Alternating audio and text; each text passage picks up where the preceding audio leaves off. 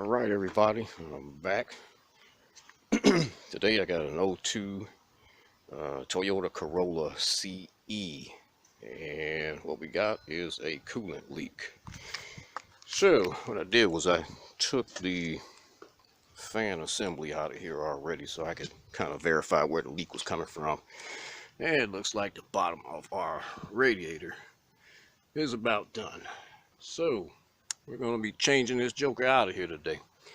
So what I did already was took the fans out, and the way to get those out is you have the 10mm bolt, nut that goes, or screw that goes there. You got one right here.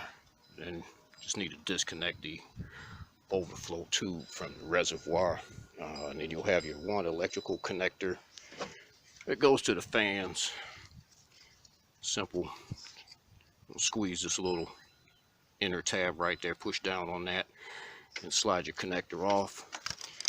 So at this point, what I'm going to do is start to drain a little bit of coolant that's left in here out, and we're going to cut our transmission coolant lines loose here and here. They're just a pair of clamps, squeeze clamps.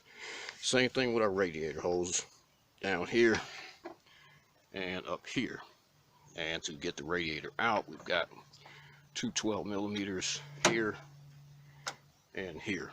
And once we've got all that loose, this radiator should come right on up out of here. So when I get this all loosened up, I'll be back.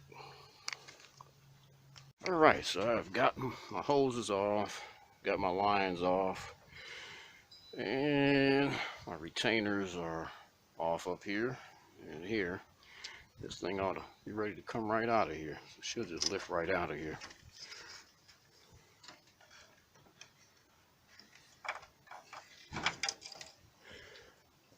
There we have it. Alright, so I'm going to take the rubber grommets off the bottom here. You can't forget those. One on each side, and we're going to transfer those to the new radiator, and we're going to put that new one back down in here. And I'll be back once I've gotten to that point. Alright folks, my radiator is back in. And my line's back in place. Hoses tight. Clamps, everything is bolted back down. And all that's left to do is get our fan assembly back in here. This is a relatively straightforward radiator to do. Not real complicated. Drop this right back in here. And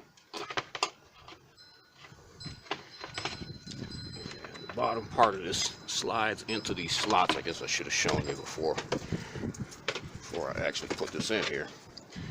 That bottom part there is a slot where the radiator fan shroud slides into. And then you have your two bolt holes up top to retain it. So I'm going to get this in here and bolt it up and be right back. Alright, so this looks like it is all back in and complete. Put my coolant back in here, but what I wanted to show everybody was the radiator, where it was actually leaking. It's up here at the top corner where the top radiator hose was. And it's just running down all down to the bottom. You can see it's clearly rotted away in here, starting to rot away. So I'm gonna fill the rest of this back up with the coolant, get it running, and that'll about conclude this video. Like I said, this is a relatively simple radiator to replace. Don't need a whole lot of tools. You'll be looking at, like I said, 12mm, 10mm, a screwdriver, a pair of channel locks, and that should actually be about it. So if this helped you out, hit that like button, hit the subscribe button. I'll be back with more. See you on the next one.